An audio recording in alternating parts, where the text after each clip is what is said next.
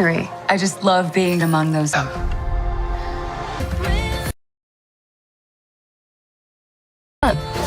Anna, it's not worth the pain.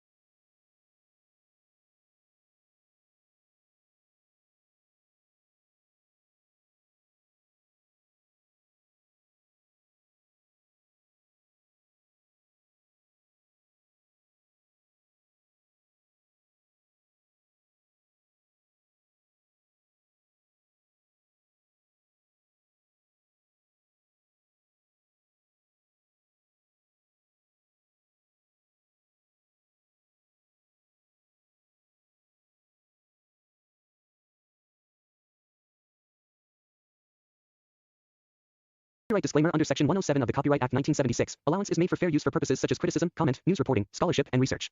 Fair use is a use permitted by copyright statute that might otherwise be infringing. Nonprofit, educational, or personal use tips the balance in favor of fair use.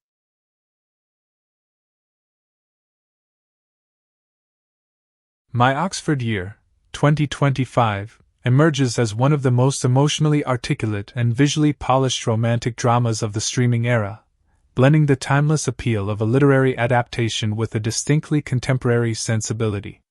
Directed by Ian Morris and produced by Temple Hill Entertainment for Netflix, the film is based on Julia Whelan's novel of the same name, yet it transforms the book's introspective charm into a cinematic experience that meditates on youth, ambition, mortality, and the transformative power of love.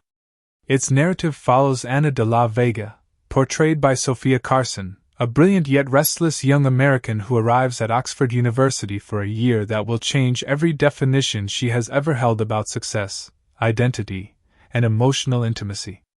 The film situates its characters in the architectural grandeur of Oxford's dreaming spires while quietly interrogating the collision between intellectual aspiration and the unpredictable nature of human connection. From the first shot, mist rolling over the Thames as the bells of Magdalen College ring in the morning, to the final fade-out, My Oxford Year positions itself not merely as a romantic tale but as an exploration of what it means to live fully, to love bravely, and to lose gracefully. The screenplay by Alison Burnett and Melissa Osborne respects Whelan's literary origins while introducing a more cinematic rhythm. Instead of leaning on exposition, it allows subtext to emerge through glances, silences, and the tactile textures of Oxford's ancient corridors. The narrative arc begins with Anna's arrival from New York, where she has already secured a lucrative corporate job but chooses to defer it for one academic year abroad. She is driven, ambitious, and brimming with idealism, embodying the kind of protagonist whose confidence conceals deep uncertainty. The first scenes highlight her outsider status. The brisk pace of American modernity contrasts with the deliberate elegance of Oxford life. When Anna first encounters Jamie Davenport, played by Corey Mylchreest, it is in the most cinematic of accidents, a puddle splashing onto her clothes as his vintage Jaguar speeds by. The meet-cute establishes a dynamic of conflict and attraction, the sort of oppositional chemistry that recalls the best of British-American romantic pairings from Notting Hill to Love, Rosie. Yet the film immediately signals that this is no mere campus romance. Rather, it foreshadows a narrative that will fuse love and loss in equal measure. Visually, cinematographer Remy Adefarasin crafts a world of saturated autumnal hues and soft natural light that accentuate the city's Gothic architecture while grounding the film in a tactile realism. The camera frequently lingers on reflective surfaces, rain-drenched pavements, library windows, river water, mirroring Anna's internal oscillation between control and surrender. Oxford itself becomes a character, both muse and mirror, a repository of centuries of knowledge and heartbreak. The college dining halls echo with laughter and debate, but there is an ever-present awareness of time's passing, the sense that these fleeting months will define entire lifetimes. Morris directs with restraint, avoiding melodrama in favor of emotional precision. His choice to allow moments to breathe, Anna alone in the Bodleian Library reading a Victorian poem aloud, or the quiet exchange of a glance across a candlelit hall, renders the eventual heartbreak all the more profound.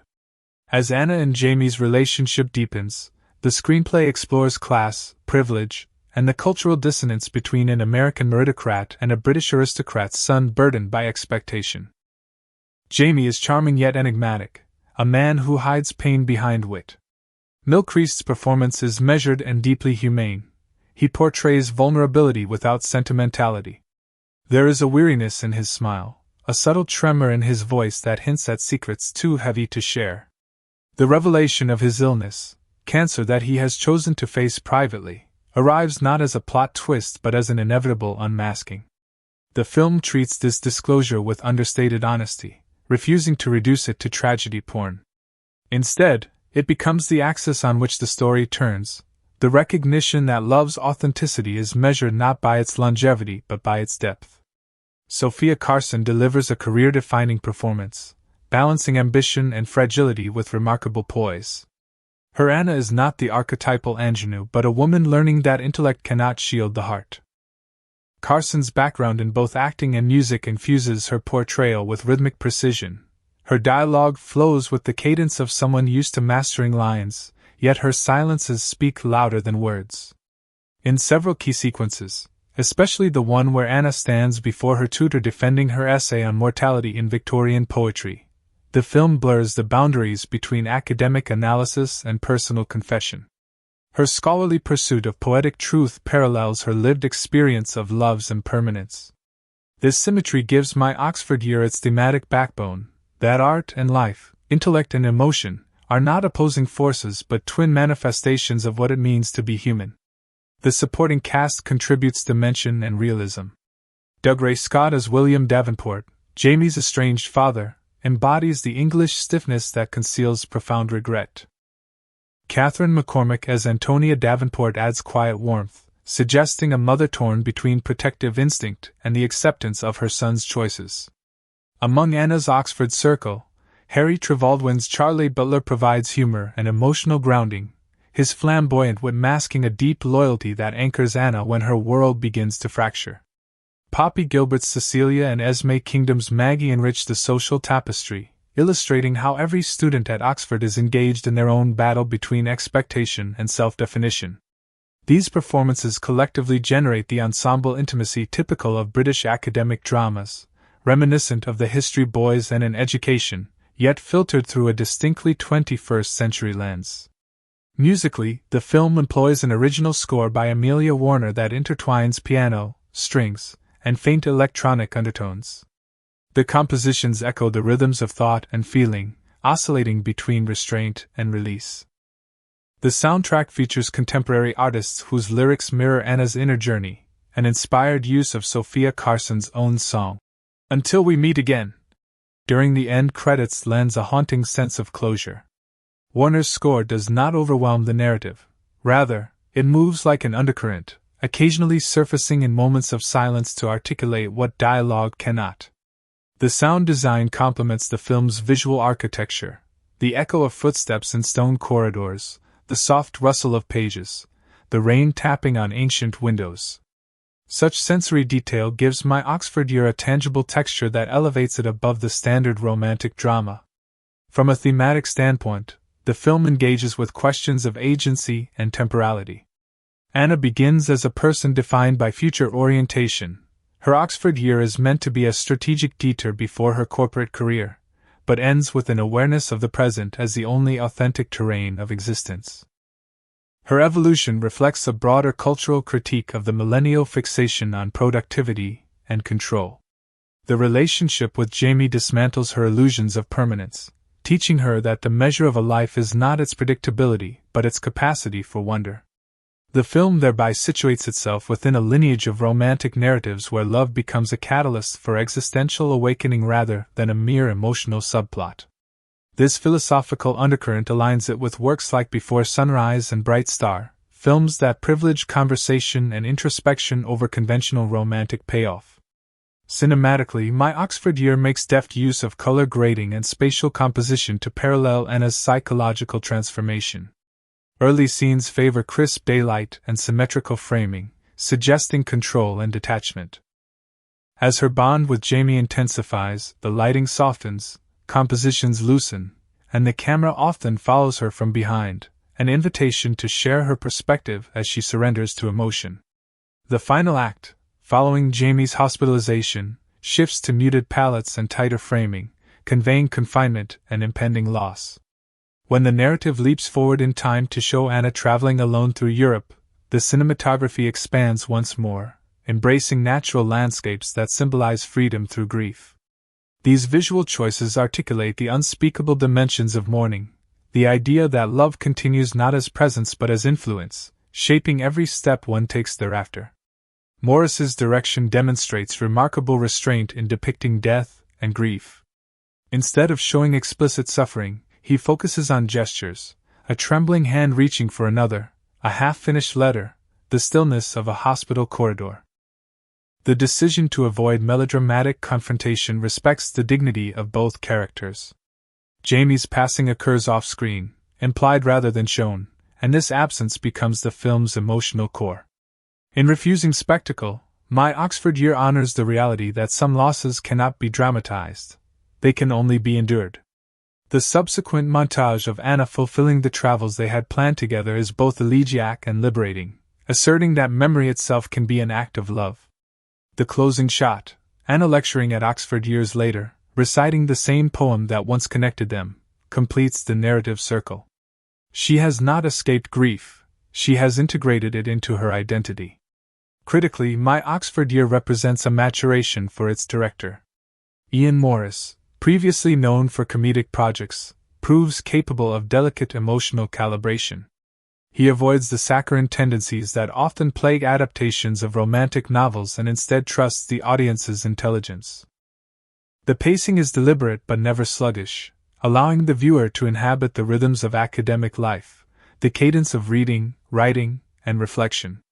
The dialogue blends literary references with contemporary humor, creating an intellectual texture that distinguishes the film from formulaic streaming romances.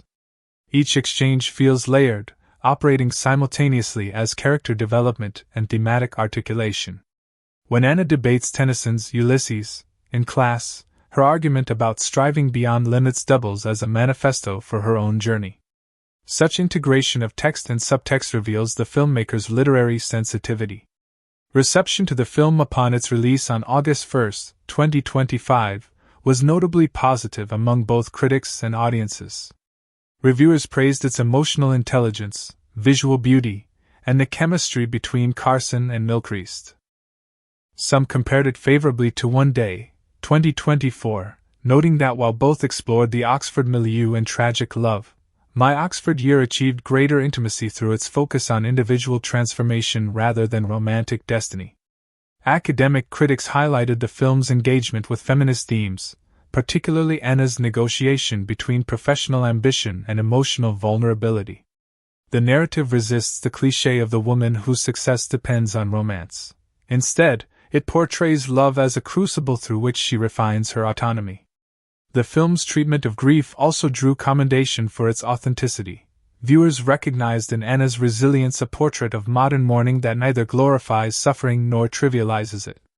Beyond its immediate reception, My Oxford Year invites reflection on the evolving relationship between streaming cinema and literary adaptation.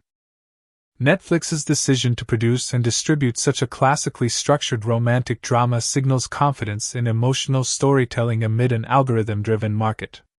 The film's success demonstrates that audiences still crave sincerity and beauty, that the universal themes of love, loss, and intellectual awakening remain potent when rendered with honesty. Moreover, the transatlantic setting underscores the continuing allure of Oxford as a cinematic symbol, the site where intellect meets emotion, where youth confronts mortality. From Shadowlands to the Golden Compass, filmmakers have long used Oxford's aesthetic as shorthand for enlightenment and nostalgia. My Oxford Year revitalizes that tradition for a generation that views education and romance as equally transient pursuits. Analyzing the film's narrative structure reveals a classical three-act design subtly modernized through pacing and tone. The first act establishes character and setting with brisk efficiency. The second deepens emotional conflict and reveals thematic substance. The third resolves through transformation rather than closure. What distinguishes the film is its resistance to narrative excess. It does not depend on dramatic twists or exaggerated conflict. Instead, it builds power through cumulative emotion. Each scene functions as a stanza in a larger poem, its meaning expanding in retrospect.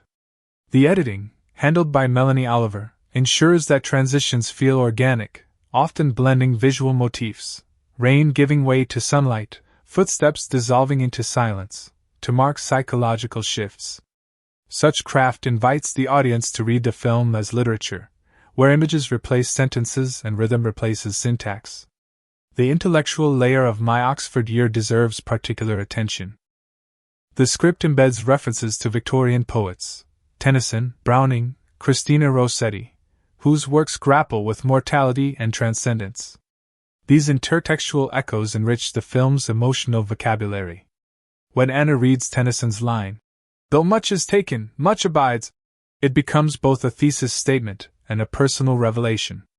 The film thus operates as a dialogue between eras, suggesting that the human confrontation with love and loss transcends time. The university setting amplifies this resonance. Libraries filled with centuries of thought remind the viewer that knowledge, like love, is inherited, imperfect, and endlessly reinterpreted.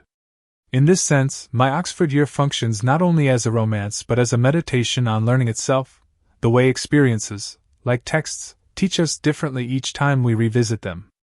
From a sociocultural perspective, the film's cross-cultural romance speaks to contemporary anxieties about globalization and identity. Anna's American pragmatism and Jamie's British restraint symbolize two modes of existence, doing and being. Their union and eventual separation dramatize the challenge of reconciling action with presence. The film subtly critiques both extremes, the relentless drive for achievement that erodes joy, and the fatalistic acceptance that avoids responsibility. By the end, Anna integrates both. She acts with awareness, loves without possession, and chooses meaning over success. This philosophical resolution aligns with existentialist thought, echoing Camus' notion that the struggle itself toward meaning is enough to fill the heart. That such an idea emerges from a mainstream romantic drama testifies to the filmmaker's ambition. Technically, the production design by Eve Stewart reinforces thematic coherence. Interiors are rendered with lived-in authenticity, the clutter of books, the warmth of lamplight, the worn edges of ancient desks. Costuming by Jill Taylor subtly traces character arcs. Anna's early wardrobe of sharp blazers and neutral tones softens into textured sweaters and flowing scarves as she assimilates into Oxford life. Jamie's attire, meanwhile, moves from crisp formality to relaxed intimacy, signaling his gradual openness. These visual details accumulate emotional significance, inviting the viewer to read clothing and setting as extensions of inner states. The result is a film that rewards close observation, where even the placement of a teacup or the tilt of a book carries meaning. As the narrative concludes, the cumulative effect is one of catharsis without sentimentality. The viewer emerges not devastated but contemplative, aware that grief can coexist with gratitude. The film's refusal to offer a tidy resolution reflects life's own incompleteness. Anna does not find replacement or redemption, she finds integration. Her final monologue, delivered in voiceover as she walks along the River Cherwell, encapsulates the film's ethos, that love's purpose is not to last forever but to expand our capacity for awareness. This insight, delivered with quiet conviction, lingers long after the credits roll. It elevates My Oxford Year from a romantic narrative to a philosophical reflection on impermanence. In retrospect, the film's significance lies not only in its storytelling but in its cultural timing. Released in the aftermath of global uncertainty and collective grief, it resonates with audiences searching for meaning in transience. Its message, that beauty and loss are inseparable, is both universal and timely. For Sofia Carson, the role cements her transition from musical performer to serious dramatic actress. For Corey Mylchreest, it confirms his status as one of Britain's most promising young talents, capable of embodying complexity with restraint. For Netflix, it affirms the viability of emotionally intelligent cinema in a streaming ecosystem often dominated by spectacle. But beyond industry implications, My Oxford Year endures because it captures a truth older than Oxford itself, that every life, however brief its seasons, is measured by the love it gives and the art it inspires. Ultimately, My Oxford Year stands as a reminder that film, like literature, is an act of preservation, a way of holding on to what time erases. Through meticulous craft, heartfelt performances, and thematic depth, it transforms a familiar romantic premise into an elegy for youth and a celebration of consciousness. It invites its audience to pause, to breathe, to feel, to recognize that even the most fleeting encounters can alter the trajectory of a life. In doing so, it achieves what few contemporary romances dare: sincerity without irony, emotion without excess, and beauty without pretense. It is a film not merely to be watched but to be lived with, revisited, and remembered, much like the year it depicts, brief, brilliant, and unforgettable. The lasting resonance of My Oxford Year lies in its ability to exist simultaneously as a deeply personal love story and a universal reflection on the passage of time. As the credits fade and the final notes of Amelia Warner's score dissolve into silence, the viewer is left with the lingering awareness that the film has not simply ended, it has gently withdrawn, leaving behind an afterimage, much like memory itself. The experience of watching it feels akin to reading a favorite poem. One returns to it not for plot but for texture, for the cadence of its emotions, for the subtle interplay between joy and ache that defines its soul. In a cinematic landscape often preoccupied with immediacy, My Oxford Year unfolds with the confidence of stillness, trusting its audience to lean in rather than chase spectacle. This trust between film and viewer becomes one of its quiet triumphs, reinforcing its literary origins and ensuring that its emotional impact lingers long after viewing. One of the film's most remarkable achievements is the authenticity with which it portrays the rhythm of academic life. The Oxford sequences are not idealized postcard imagery, though the cinematography is ravishing. Rather, they capture the contemplative solitude, the small rituals of intellectual pursuit, and the strange intimacy of shared learning. The tutorials, the candlelit formality of dining halls, and the playful debates between students all feel lived in, informed by research and respect for the university's traditions. Yet, beyond its aesthetic admiration for Oxford, the film interrogates what the institution represents: the allure of excellence and the pressure of expectation. Anna's arrival at Oxford is not merely a change in geography but a confrontation with a centuries-old system that measures worth through knowledge. Her struggle to reconcile ambition with emotional vulnerability becomes a metaphor for modern existence, where achievement is too often mistaken for meaning. In this way, My Oxford Year transcends its romantic surface and engages with a broader discourse about identity in an age of constant evaluation. The character of Jamie Davenport embodies the paradox of privilege and fragility. His family name, his academic lineage, and his effortless charm mark him as someone for whom life should have been easy, yet the film strips away that illusion. Mylchreest portrays him with a stillness that suggests the effort of containment, as though every smile, every witty remark, is an act of resistance against despair. His illness is revealed not through exposition but through accumulation of details.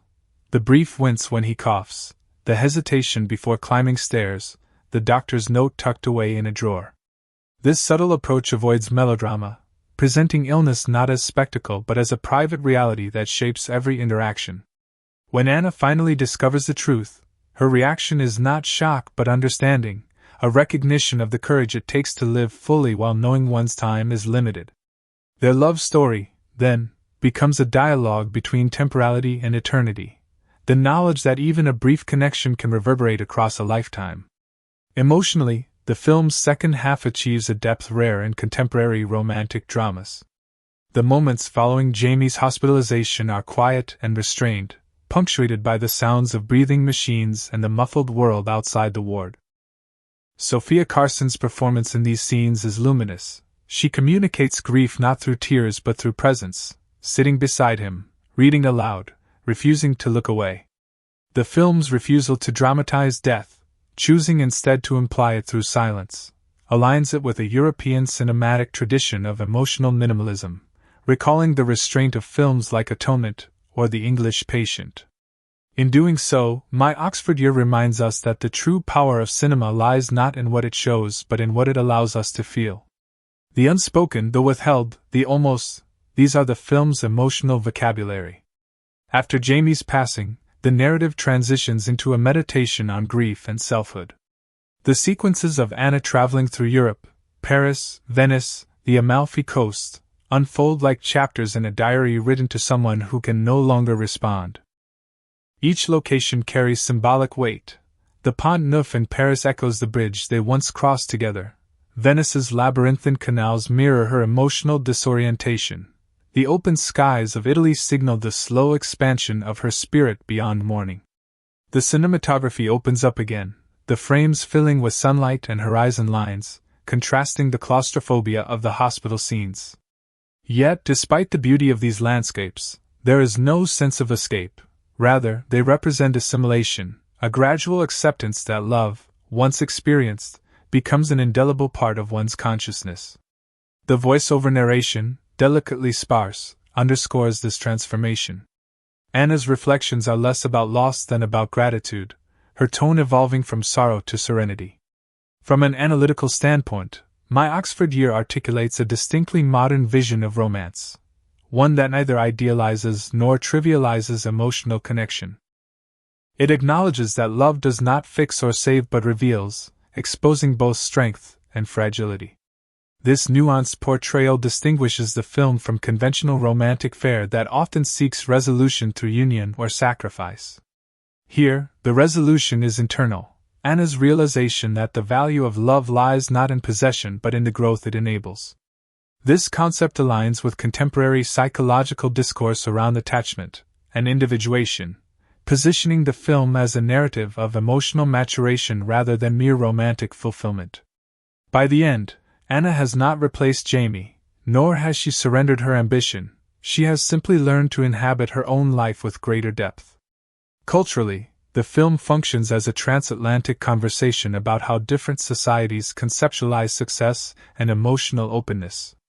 Anna, with her American directness and drive, enters a world governed by British understatement and tradition.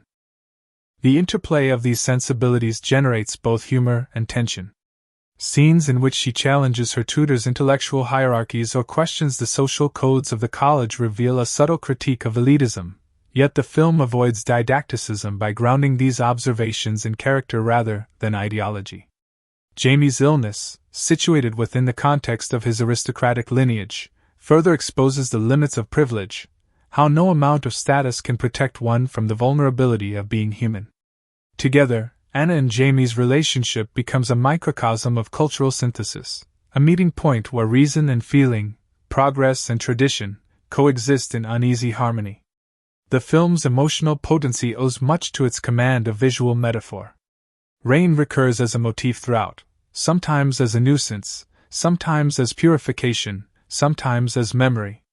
Early in the story, rain isolates Anna, marking her as an outsider drenched and frustrated. Later, it becomes a symbol of continuity, falling on her and Jamie as they dance in the streets, an emblem of surrender to impermanence. By the final scene, when Anna walks alone under the same drizzle, it signifies reconciliation, the recognition that the weather of one's heart cannot be controlled, only experienced. This symbolic layering enriches the viewing experience, allowing each visual recurrence to carry new meaning. Similarly, the use of mirrors and reflections underscores the film's exploration of duality, intellect versus emotion, past versus present, self versus other. Every reflective surface becomes a reminder that identity is not fixed but refracted through experience. In considering the performances, Sofia Carson's embodiment of Ana de la Vega deserves particular emphasis. Known primarily for her musical career and earlier roles in lighter material, Carson approaches this character with remarkable subtlety. Her portrayal captures the tension between composure and vulnerability that defines so many young professionals in an uncertain age. She communicates through posture and breath, her confidence gradually softening into openness. Her chemistry with Mylchreest is natural, unforced, and sustained by the smallest gestures, a shared smile over coffee, a silent exchange in the library. Their intimacy feels earned rather than performed, an authenticity that anchors the film's emotional credibility. Mylchreest, for his part, delivers a study in understatement. His ability to convey entire emotional histories with a flicker of hesitation or a downward glance recalls the classic British school of acting that prioritizes interiority over expression. Together, they create a partnership that feels lived in, layered, and tragically finite. The academic subtext of My Oxford Year deserves deeper exploration. Anna's focus on Victorian poetry becomes the intellectual spine of the film, and the literary references are not ornamental but thematic. The poetry of Tennyson, Browning, and Rossetti serves as both mirror and guide to Anna's internal evolution. In particular, the recurring quotation from Tennyson's "In memoriam H.H., 'tis better to have loved and lost than never to have loved at all," encapsulates the film's moral philosophy. What might have sounded trite in lesser hands becomes profoundly earned here, contextualized through the characters' experiences. The film thus participates in a long artistic tradition of using literature to process grief, positioning art as a vessel for emotional endurance. In doing so, My Oxford Year bridges the gap between intellectual and emotional intelligence, demonstrating that the two are not mutually exclusive but mutually sustaining. As an object of cinematic form, My Oxford Year is noteworthy for its balance of classical composition and modern sensibility. The editing rhythm is deliberate, the camera often holding on a shot for several seconds longer than contemporary pacing would dictate. This lingering allows emotion to accumulate rather than be declared. The production's decision to shoot largely on location in Oxford, rather than rely on sets or digital backdrops, imbues the film with authenticity. The physicality of the environment, the damp air, the uneven stone paths, the weight of ancient architecture, becomes inseparable from the story's emotional gravity. The film's aesthetic restraint aligns it with the heritage of British realism, yet its emotional directness feels distinctly American. This duality makes it accessible to global audiences while preserving its cultural specificity. Critics have noted that My Oxford Year continues a cinematic lineage of Oxford-centered romances, from Shadowlands to One Day, yet it distinguishes itself through its refusal of cynicism. Where many modern romances approach love with irony or detachment, this film embraces sincerity as an act of rebellion. Its earnestness is not naivete but courage, the courage to risk sentiment in an age allergic to it. This quality, perhaps, is what has resonated most deeply with viewers. In a world saturated with fleeting digital connections and performative emotion, the film's insistence on genuine feeling becomes radical. It reminds us that vulnerability is not weakness but the foundation of intimacy. In its final movement, as Anna returns to Oxford years later to teach, the narrative achieves its quiet transcendence. Standing before a new generation of students, she quotes the same line of poetry that once defined her relationship with Jamie, but now her voice carries the calm authority of experience. The camera lingers on her face as she smiles, not with triumph, but with peace. This conclusion resists closure while offering completion, suggesting that healing is not the erasure of pain, but its transformation into wisdom. The final image of her walking out into the quad, the bells tolling as they did in the opening scene, completes the cycle of her journey. What began as an academic adventure ends as an existential awakening. The Oxford spires rise above her once more, unchanged, eternal, bearing witness to another human story inscribed in their shadow. In sum, My Oxford Year stands as a testament to the enduring power of romance as a vessel for philosophical inquiry. Its success lies not in grand declarations but in the quiet conviction that every fleeting moment carries infinite weight. By weaving together intellect, emotion, and artistry, it achieves a rare synthesis, a film that both thinks and feels deeply. Its imagery, performances, and music coalesce into an experience that affirms life's fragility while celebrating its beauty. It does not promise forever, it promises significance. And in that promise, My Oxford Year finds its greatness, a cinematic elegy for all the brief, brilliant years that define us, and the love that teaches us to live them fully. The enduring power of My Oxford Year continues to resonate long after its release, not only as a cinematic romance but as an existential reflection disguised as one. What distinguishes it from so many romantic dramas before it is its quiet understanding that love stories are not simply about the merging of two lives, but about what happens when those lives diverge, when one is left to live on, reshaped by the imprint of the other. The film refuses the false comfort of permanence. It replaces it with something more truthful, more devastating, and ultimately more hopeful. The idea that love's real gift lies in the transformation it provokes, not the duration it endures. In doing so, it speaks to something profoundly human, our simultaneous longing for connection and our inevitable confrontation with loss. Few modern films navigate this paradox with such maturity. One of the remarkable aspects of My Oxford Year is the way it captures time itself as a living presence within the narrative. The Oxford setting, with its cobblestone streets and ivy-covered walls, becomes an embodiment of endurance, a place where centuries coexist in every stone and shadow. Against this permanence, the fleeting nature of human life and love feels even more fragile. Ian Morris's direction lingers on moments that would seem inconsequential in lesser films. A slow walk under archways, a shared laugh echoing down a corridor, the quiet turning of a page. Each moment accumulates weight through repetition and context. The effect is almost literary. The film reads like a novel written in light and silence, where meaning arises from rhythm rather than action. It's a rare thing in contemporary cinema, where pacing often sacrifices depth for immediacy, to find a film that invites you to dwell in a moment long enough to feel its passing. Sofia Carson's performance deepens this temporal awareness. Her portrayal of Anna evolves from brisk precision to soft attentiveness. She begins as a woman living by schedules and ends as one attuned to the subtleties of presence. Her transformation is not externally dramatized but internally realized. We see it in her pauses, in the way her eyes linger on details, a drop of rain on stone, a flicker of candlelight, a hand brushing against another. It's a performance of discovery, not declaration. In many ways, Anna represents the contemporary self, overeducated, overconnected, and underfelt, learning, at last, how to inhabit her own life. Through Carson's nuanced portrayal, Anna becomes not just a character but a mirror in which many viewers might recognize their own restless striving for meaning. Mylchreest's Jamie, by contrast, carries the stillness of someone who already understands transience. His illness, kept hidden for much of the film, lends every smile and gesture a double resonance. What seems casual to Anna is, to him, a conscious act of savoring. This knowledge, invisible to her but known to the audience, infuses their interactions with quiet poignancy. When he debates poetry with her, when he teases her with ironic detachment, when he looks at her just a beat too long, each act becomes an affirmation of life against its impending erasure. Mylchreest's performance thrives on restraint. He never pleads for sympathy or dramatizes his suffering.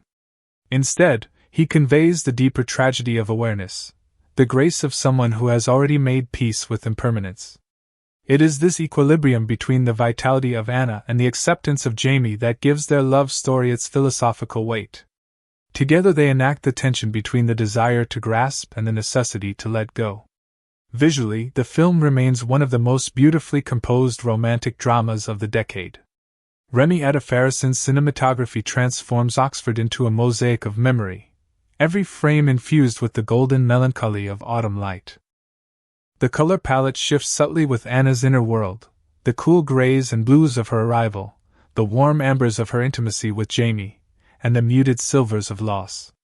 The final act, as she travels through Europe, adopts a softer, almost watercolor tone, suggesting the diffusion of grief into acceptance. The visual language reinforces the film's emotional architecture without calling attention to itself. Even the most picturesque shots feel lived in rather than staged. There's a humility in the camera's gaze, a refusal to aestheticize pain, that allows beauty to coexist with truth. Music, too, plays a vital role in sustaining the film's emotional rhythm. Amelia Warner's score is composed of delicate piano themes that recur with slight variations, echoing the cyclical nature of memory. Each time the motif returns, it carries new emotional shading, sometimes tender, sometimes mournful, sometimes luminous. The use of silence is equally expressive. In several of the film's most powerful scenes, the quiet before Jamie's final decline, Anna's walk through the mist-shrouded quad, her last lecture years later, the absence of music forces the audience to sit with stillness, to feel what the characters feel, the strange, unmeasured pulse of life continuing. When Sofia Carson's own song plays over the end credits, it feels less like a performance, and more like a benediction, an epilogue written in melody. One of the deeper achievements of My Oxford Year lies in how it reconciles intellect with emotion.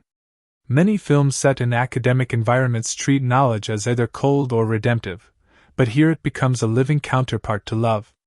The study of poetry, Anna's chosen discipline, is not just a plot device but a metaphor for her emotional awakening. Poetry, with its compression of meaning and precision of feeling, becomes the perfect lens through which she learns to understand her own experience. The film uses verse not as decoration but as revelation. When Anna reads aloud lines from Tennyson or Rossetti, the act is both academic and devotional. She is decoding the text while discovering herself within it. By the film's end, when she teaches the same lines to her students, we understand that she has become both subject and scholar of love's lessons. The act of teaching itself becomes her way of keeping Jamie alive, not through memory alone but through transmission, by giving others what she learned through him. Thematically, My Oxford Year belongs to a tradition of romantic films that treat love as a mode of learning rather than a destination. It shares philosophical kinship with Richard Linklater's Before trilogy and Jane Campion's Bright Star, both of which explore the idea that intimacy and impermanence are intertwined. Yet, what distinguishes My Oxford Year is its contemporary awareness. It acknowledges the psychological landscape of its generation, the anxiety of achievement, the fear of wasting time, the constant negotiation between ambition and authenticity. Anna's journey from a woman measuring life in milestones to one who embraces its unpredictability mirrors a generational shift in values. Her love affair with Jamie becomes the crucible through which she redefines success, not as accomplishment but as attentiveness. The film, in this sense, speaks not only to the heart but to the spirit of its age. Critical interpretations of My Oxford Year have also focused on its treatment of grief as a process of reintegration rather than resolution. The narrative structure, moving from romance to loss to renewal, mirrors the psychological stages of mourning without reducing them to formula. The pacing of the final act is deliberately slow, mirroring the way grief distorts time. Days blur, moments repeat, and memory becomes both wound and solace. Sofia Carson's restrained performance ensures that Anna's grief never becomes spectacle. Instead, it feels lived, textured, uneven. The film's most devastating sequence, Anna sitting alone in Jamie's empty flat, surrounded by traces of his existence, is rendered almost entirely without dialogue. The camera observes her movements with patient empathy as she touches objects, opens drawers, finds the note he left for her. In lesser films, this scene might have dissolved into sentimentality. Here it becomes an act of witnessing, of preserving the sacred ordinariness of love lost. In its final minutes, My Oxford Year delivers not catharsis but clarity. The world continues, indifferent and beautiful. The university remains unchanged, its towers reflecting light as they always have.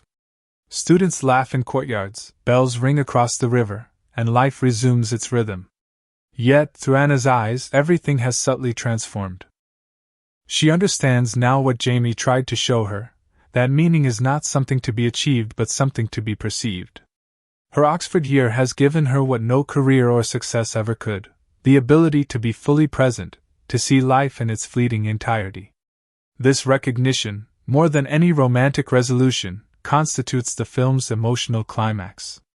When she walks away from the classroom in the final shot, the camera follows her not as a heroine triumphant but as a human being quietly awake. In retrospect, the cultural impact of My Oxford Year lies in its reclamation of earnestness in a time of irony.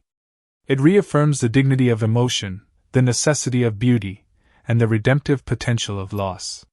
It invites its audience to feel without embarrassment, to weep without apology, to love without the protection of cynicism. In doing so, it aligns itself with a lineage of romantic art that includes not just film but poetry and music, those forms that insist, even in the face of impermanence, on the worth of feeling deeply. Its final message is one of gentle defiance, that though everything passes, nothing loved is ever truly lost. What remains is the expansion of consciousness, the quiet strength of those who choose to live fully, even knowing the cost. My Oxford Year offers that rare cinematic experience that feels less like fiction and more like remembrance, a film that ends, yet somehow continues to unfold in the heart. The continued resonance of My Oxford Year rests on the way it bridges cinema and lived experience, refusing to separate emotion from intellect, or art from life. The story may have begun with a straightforward premise, a young American scholar's year abroad in Oxford, but by its conclusion, it evolves into a meditation on what it means to be human in a transient world. Every detail of the film's construction, from its narrative rhythm to its cinematographic grammar, reflects that central tension between time's permanence and our impermanence within it. What makes it such an enduring film is not its novelty, but its sincerity. It trusts feeling as a legitimate form of knowledge. This quality places it within a lineage of romantic films that are not about escape but about revelation. When revisiting the film, viewers often note how it rewards second and third viewings. The first experience tends to be emotional, subsequent ones reveal its precision.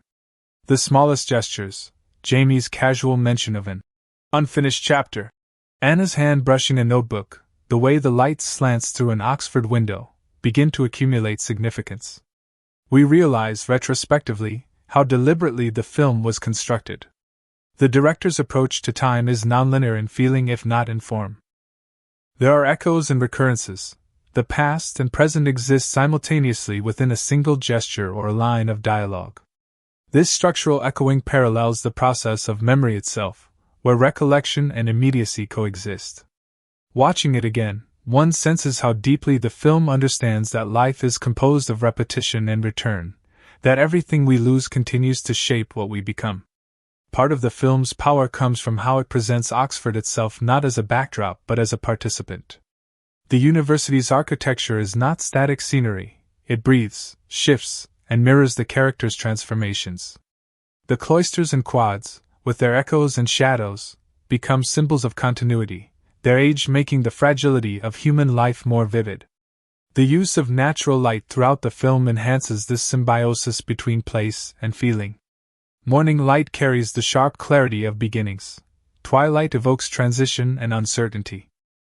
The shifting weather becomes emotional punctuation. Rain, fog, and sunlight operate almost musically, reinforcing the theme of impermanence without ever turning heavy-handed. In one particularly haunting shot, Anna walks across the Magdalen Bridge under soft drizzle, her reflection rippling in the river below, a visual metaphor for her own shifting sense of identity. The dialogue, often understated, is one of the screenplay's triumphs. It never announces its wisdom, it discovers it. Exchanges between Anna and Jamie are intellectual but never pretentious. Their discussions of poetry and philosophy are laced with humor and irony. The writers, drawing on Julia Whelan's source material, understand that conversation can be a form of intimacy, that the act of thinking together is itself erotic. Their verbal sparring scenes possess a rhythm that recalls the romantic comedies of old Hollywood, but grounded in contemporary vulnerability. When Jamie remarks, "You can't outthink what must be felt," it feels less like a line of dialogue and more like the film's thesis. Words, in my Oxford year, are both weapon and refuge. They allow the characters to flirt, to hide, and finally to reveal. In the film's final third, language begins to fall away, replaced by gesture and silence. As Jamie's health declines, the verbal world of Oxford gives way to a visual one: glances, touches, the choreography of care. The contrast is deliberate. Where the first half of the film is defined by articulation, the second is defined by presence. This shift mirrors Anna's inner transformation from analyst to participant. She learns that not everything can be understood, that meaning sometimes resides in wordless awareness. The restraint in these scenes, no swelling orchestral cues, no dramatic speeches, demonstrates a trust in the audience's emotional intelligence. The filmmakers understand that grief is not performed but endured, and that the most profound communication often happens in silence. It is in this silence that Sofia Carson's performance reaches its most profound register. She carries the later scenes almost entirely through physical stillness, her breathing, her gaze, the way her hands tremble while pouring tea. The realism of her portrayal lies in its subtlety. She does not dramatize pain, she inhabits it. Her Anna is not a saint or martyr, she is flawed, uncertain, sometimes afraid to face her own feelings. That complexity makes her relatable. Corey Mylchreest matches her restraint with an almost spiritual calm. The chemistry between them is not explosive but gravitational, built on mutual curiosity and acceptance. When he finally admits his illness, it feels not like confession but communion, a moment of shared truth between equals. The scene in which Anna reads Tennyson's poem by Jamie's bedside marks the emotional heart of the film. The camera moves slowly, staying close on their faces, allowing the viewer to feel every tremor of breath. There are no flashbacks, no music, just the rhythm of her voice and the silence that follows. It is a cinematic moment of pure empathy, where performance, direction, and writing merge into emotional truth. The choice to have her read rather than speak her love aligns perfectly with the film's intellectual and emotional synthesis. In literature, she finds a way to articulate what ordinary speech cannot. This moment encapsulates what my Oxford year is about, the attempt to give form to the ineffable, to express love and mortality within the boundaries of language. After Jamie's death, the narrative slows, elongating time. The Oxford of the second half feels emptier, haunted by absence. The editing becomes more meditative, the cuts are longer, the camera lingers on spaces that once held life. These quiet moments invite the audience to experience grief not as plot but as atmosphere.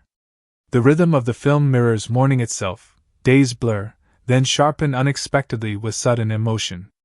In one striking sequence, Anna walks through Radcliffe Square at dawn, her figure dwarfed by the ancient buildings. The sound design captures only her footsteps and the distant toll of bells, suggesting how loss magnifies solitude. Yet in this stillness, there is also rebirth. The camera's slow movement upward, revealing the first light over Oxford, suggests the persistence of beauty even amid sorrow. As the film progresses toward its final act, it transitions subtly from romance to self-realization. The structure mirrors the arc of a Bildungsroman. Anna arrives as a seeker of knowledge and departs as one who understands wisdom's cost. The European travel montage that follows, Parisian cafes, Venetian canals, sunlit Italian streets, could easily have fallen into cliché, but here it feels organic, earned. These scenes are not escapist postcards but meditations on solitude. The world has expanded around her precisely because she has learned how to see it. Each city represents a stage of healing, Paris for memory, Venice for disorientation, Italy for serenity. The visual progression from gray to gold mirrors her psychological shift from grief to gratitude. When she eventually returns to Oxford years later, now a teacher, the circle is complete. The classroom scene is understated but deeply moving. She lectures on the same poets that once defined her relationship with Jamie, but her voice now carries a quiet authority. There's no sense of triumph, only continuity. The film closes on an image of her stepping out into the quadrangle as the bells toll, echoing the opening scene. The cycle of time, learning, and love completes itself. What began as a story about ambition ends as one about acceptance. Oxford, immutable and eternal, remains, while Anna moves forward, changed but unbroken.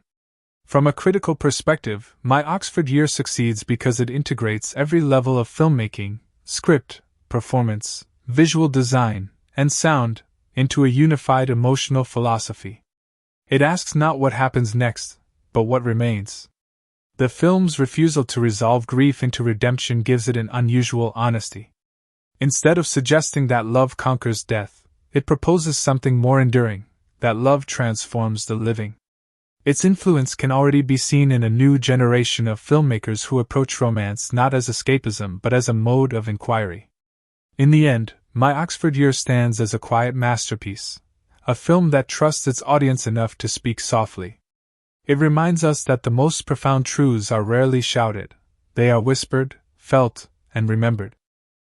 Its story of two people finding eternity within a single year becomes, paradoxically, a reflection on the timelessness of fleeting things. The bells of Oxford continue to ring, and somewhere in that echo, Anna's laughter still lingers, proof that what passes is never entirely gone. The legacy of My Oxford Year has extended far beyond its initial release, evolving into something larger than a single film.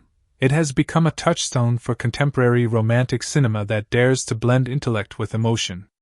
In an era dominated by spectacle and speed, the film's deliberate pace, its reverence for language, and its unashamed tenderness feel almost radical. It belongs to that rare category of films that expand with each viewing, its meaning growing deeper as the audience brings their own experiences of love, loss, and time to it. What once appeared to be a straightforward adaptation of Julia Whelan's novel reveals itself, on closer inspection, to be a meditation on the art of living, a philosophical exploration disguised as a love story. What makes My Oxford Year endure in cultural consciousness is its honesty about impermanence. Rather than offering a fantasy of eternal happiness, it presents love as an encounter that leaves one forever changed. It dares to ask what happens when the person who made you see the world differently is no longer in it, how one continues, how one integrates the lessons of intimacy into the ongoing work of living. This emotional realism gives the film a gravity rarely found in modern romance. The ending does not tie its threads into a neat resolution. Instead, it leaves the audience in a state of quiet reflection, aware that closure is not something given, but something found through endurance. The Oxford setting continues to symbolize the intersection of intellect and emotion. Its ancient walls become silent witnesses to countless generations of students who, like Anna and Jamie, sought meaning in both books and life. The film's use of this environment as emotional geography remains one of its most sophisticated choices. The libraries, with their dim light and the soft rustle of turning pages, suggest both the permanence of knowledge and the fragility of human memory. When Anna studies alone after Jamie's passing, surrounded by shelves of poets who also wrote of love and loss, she becomes part of a continuum. Oxford itself becomes a metaphor for time, an unchanging structure filled with ever-changing lives. The contrast between the eternal and the ephemeral gives the film its haunting resonance. From a theoretical standpoint, My Oxford Year can be seen as a study in dualities: intellect versus emotion, tradition versus progress, control versus surrender. Each of these tensions is embodied not just in the characters but in the film's formal construction. The symmetrical framing, the measured editing, the alternation between dialogue-heavy and silent sequences, all mirror Anna's journey from rigidity to openness. The cinematography often positions her within archways or behind glass, visually expressing her initial self-containment. As she evolves, the frames open, and she begins to inhabit wider spaces, walking through sunlight, crossing bridges, moving beyond enclosure. This visual expansion parallels her internal liberation, a subtle yet potent symbol of emotional growth. The music continues to be a point of scholarly discussion among critics. Amelia Warner's compositions have been praised for their minimalist approach, melodies that seem to breathe, never overwhelming the scene but echoing the characters' inner worlds. The absence of a grand orchestral theme underscores the film's restraint. Instead, Warner employs repetition and variation, using small motifs to mirror memory's rhythm. The central theme, a simple progression of piano notes, reappears in different forms, bright and hopeful when Anna first arrives at Oxford, tender and fragile during her romance with Jamie, and muted, almost incomplete, after his death. In the final scene, the same theme returns, fuller and more assured, suggesting not the restoration of what was lost, but the integration of that loss into the texture of life. The performances remain the film's emotional foundation. Sofia Carson delivers a career-defining turn, abandoning the glamour of her earlier roles for something introspective and grounded. Her Anna is both cerebral and vulnerable, embodying the contradictions of a generation that equates productivity with purpose. The performance's power lies in what it withholds, in the quiet moments of thought, hesitation, and realization. Her chemistry with Mylchreest is both intellectual and sensual. Their connection unfolds through shared glances, playful debate, and the unspoken awareness that their time is finite. Mylchreest's portrayal of Jamie is equally nuanced. He resists the temptation to make his character a symbol of tragedy. Instead, he plays him as a man determined to live fully, refusing to let illness define him. The result is a portrait of strength that does not deny vulnerability, a love story grounded in mutual respect rather than dependency. What My Oxford Year accomplishes so gracefully is the integration of these performances into a cohesive emotional philosophy. The film proposes that love is not the opposite of intellect but its completion, that to truly understand the world, one must allow oneself to feel it. This idea runs counter to much of modern cinematic storytelling, where emotion is often treated as excess or distraction. Here, emotion becomes a form of knowledge, as valid and rigorous as academic study. The classroom scenes, initially defined by competition and analysis, give way to moments of shared humanity, blurring the line between learning and living. When Anna later teaches her own students, she embodies this synthesis. She no longer treats poetry as text to be dissected but as experience to be lived. The influence of My Oxford Year has also been felt in the broader cultural conversation about grief and selfhood. Its portrayal of mourning is both realistic and compassionate. The film avoids dramatizing Anna's pain, instead presenting grief as a quiet process of reconstruction. She does not move on, in the conventional sense, she moves through. This distinction is crucial.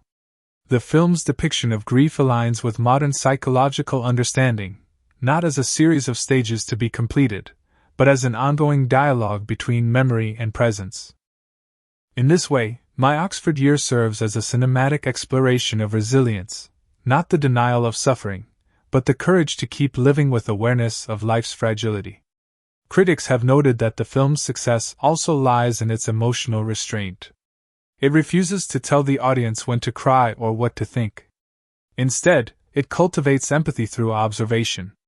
The filmmakers trust that the audience will meet the story halfway, bringing their own histories of love and loss to fill the silences. This openness is part of what gives My Oxford Year its staying power. Each viewer completes it differently, finding in it a reflection of their own unfinished chapters. In discussions of film aesthetics, scholars often point to My Oxford Year as an example of poetic realism, a style that combines visual precision with emotional depth. Like the works of directors such as Joe Wright or James Ivory, it balances beauty with truth, crafting images that are both aesthetically pleasing and thematically resonant. The attention to texture, rain on glass, candlelight on paper, the sound of pages turning, creates a sensory intimacy that draws the audience into Anna's consciousness. The film does not just tell her story, it allows us to inhabit it. What remains most striking, though, is how the film redefines success.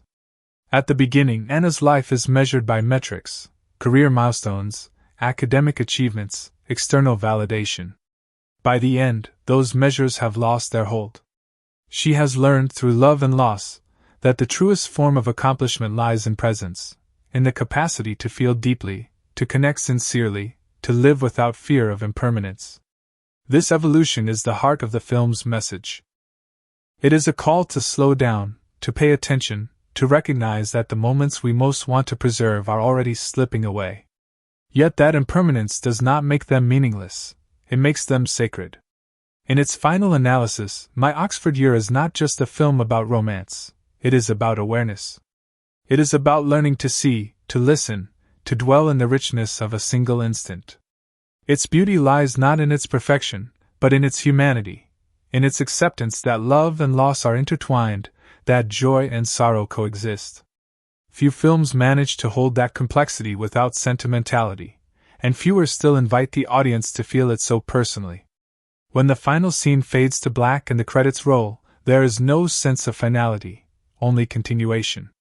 The bells of Oxford echo once more, carrying with them the weight of centuries, and in their sound we hear what the film has been trying to tell us all along, that life, in all its brevity, is enough. To live fully, to love deeply, to lose honestly, these are not tragedies but triumphs. My Oxford Year reminds us that even the briefest year can contain eternity, if only we are brave enough to live it awake. The critical and cultural afterlife of My Oxford Year continues to grow with time, deepening its reputation as one of the most quietly profound romantic dramas of its decade. What began as a modest literary adaptation has transformed into a touchstone for discussions about modern love, emotional authenticity, and the delicate relationship between intellect and feeling. Years after its release, audiences and scholars alike continue to return to it, drawn not by spectacle or nostalgia, but by its rare sensitivity to human interiority. Like the poetry it reveres, the film gains richness through contemplation. The enduring appeal of My Oxford Year lies in its refusal to impose finality on its themes. It remains open-ended, a story that breathes, that allows for reinterpretation depending on the viewer's stage of life. A young audience may see it as a portrait of ambition meeting vulnerability. Older viewers might perceive it as an elegy for youth itself. This flexibility stems from the filmmaker's choice to avoid sentimentality. The film never manipulates emotion, it reveals it slowly, allowing the audience to recognize fragments of themselves in Anna's experiences.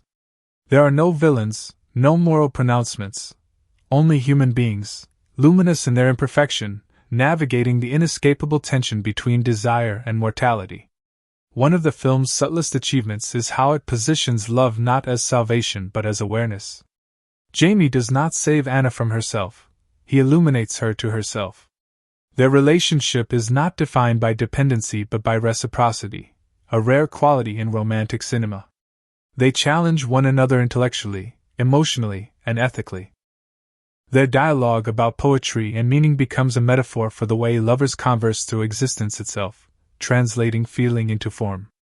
The act of loving, in my Oxford year, is a form of reading, learning to interpret another person's silences as carefully as their words. The film's final lesson is not that love lasts forever, but that the understanding born from love continues even after it ends. The pacing of the film reinforces this meditative quality. Its rhythm mirrors life's own uneven tempo, moments of intensity followed by long stretches of quiet. The editing does not chase tension but rather allows emotion to accumulate naturally. The long takes, the patient camera movements, the silences between lines, all contribute to the film's contemplative atmosphere. The audience is invited not to consume but to inhabit. This is cinema as experience, not distraction. It asks of its viewers what Jamie asks of Anna: to stay present, to listen, to feel without rushing toward explanation. Revisiting the film in light of subsequent romantic dramas, one realizes how singularly it occupies its space. Where other films about loss often aestheticize suffering, my Oxford year treats it with humility. Grief is shown as something ordinary, woven into the texture of daily life. Anna making tea, writing in her notebook, sitting quietly in the Bodleian library. There are no grand gestures, no melodramatic breakdowns, only the slow, necessary act of continuing. This depiction of endurance, quiet and unglamorous, may be its greatest strength. It insists that the profound often appears in the mundane. When Anna smiles faintly at a group of students laughing in the courtyard, it is a small moment, almost invisible, yet it signifies survival, the return of light after darkness. Thematically, the film's relationship with time remains one of its most discussed aspects. Time in my Oxford year is both linear and cyclical. The story begins and ends with bells, symbols of continuity, ritual, and remembrance. The cyclical structure gives the narrative a sense of inevitability, as if Anna's transformation was always inscribed in the architecture of Oxford itself. Yet within this inevitability lies freedom, the choice of how to live within what cannot be changed. This tension between destiny and agency mirrors the philosophical undercurrents of the poetry Anna studies. When she quotes Tennyson, "Though much is taken, much abides," she is not merely reciting, she is articulating the film's moral center. Loss, while unavoidable, does not diminish what was real. It refines it. From a film theoretical perspective, my Oxford year represents a convergence of literary adaptation and cinematic authorship. Julia Whelan's novel provided the scaffolding, but the film's execution transformed it into something more lyrical. Director Ian Morris and screenwriter Alison Burnett approached the material not as narrative transcription but as translation, converting internal monologue into visual metaphor. The recurring images of bridges, reflections, and doorways function as emotional architecture, guiding the viewer through Anna's psychological landscape. Each threshold cross marks a shift in understanding. This layering of visual symbolism invites analysis beyond plot. It turns the film into a text to be studied, like the poems it reveres. The film's restraint is not born of minimalism for its own sake, but of moral choice. To depict love truthfully, it resists exaggeration. Its beauty lies in proportion, in how it balances joy and sorrow, intellect and instinct. The restraint becomes its form of honesty. This quality has led some critics to compare my Oxford year to the works of Terence Malick and James Ivory, directors who similarly trust silence and light to convey meaning. Yet my Oxford year distinguishes itself through its contemporary sensibility. Its emotional intelligence feels modern, grounded in psychological realism and the rhythms of everyday speech. It speaks to an audience accustomed to irony but yearning for sincerity. In academic circles, the film has sparked discussions about how cinema represents female subjectivity. Unlike many romantic dramas, it centers entirely on Anna's perception. We see Jamie not as he exists subjectively but as she experiences him, filtered through memory, affection, and hindsight. This subjectivity transforms the narrative into an act of authorship. Anna, by the film's end, becomes both participant and narrator of her story. Her voiceover, sparse and reflective, suggests that she has internalized her year at Oxford not as an episode but as a lens through which to interpret all that follows. Her education, emotional and intellectual, has become inseparable from her identity. Sofia Carson's portrayal of this evolution continues to attract praise. Her performance is notable not for its intensity but for its control. She conveys the arc of transformation through micro-expressions, the tension in her jaw during moments of restraint, the softening of her eyes as she begins to trust, the quiet steadiness in her final scenes. There is no artifice in her emotion.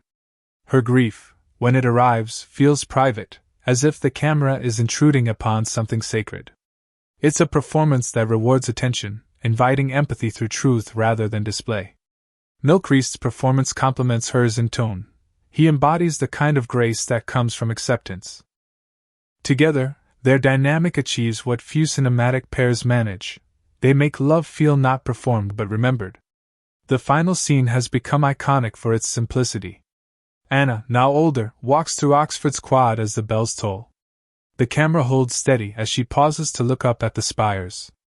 Her expression is unreadable yet full of life. She does not smile or weep, she breathes. That breath, ordinary, unembellished, becomes the film's punctuation mark. It says everything, that she has survived, that she continues, that love, though past, remains present. The shot lingers just long enough for the viewer to feel both the weight of her memory and the lightness of her acceptance. Then, quietly, the screen fades to black. The film ends where it began, with the sound of bells, echoing not as conclusion but as continuation. Over time, my Oxford year has come to symbolize a shift in how romantic cinema defines meaning. It demonstrates that emotional depth need not depend on tragedy, that beauty can emerge from stillness. In a cultural landscape where love stories often serve as escapism, it reclaims them as spaces for reflection. It invites us to reconsider what it means to love intelligently, to grieve gracefully, to live consciously. Perhaps that is why its audience continues to grow, because it does not simply offer comfort, but understanding. Its most enduring achievement may be that it restores faith and sincerity. It asks viewers to imagine a world where vulnerability is not weakness but strength, where tenderness is an act of courage. By refusing to flinch from life's impermanence, my Oxford year teaches a paradoxical truth, that what ends can still endure, and that the most fleeting connections may leave the deepest marks. The Oxford bells, sounding over the film's final frame, become a promise, that remembrance itself is a form of love, that every goodbye contains within it the echo of having lived. In that sound, faint and eternal, my Oxford year achieves what few films do, it turns transience into grace. Even as the years pass, my Oxford year continues to resonate with audiences in ways that few contemporary romantic dramas manage.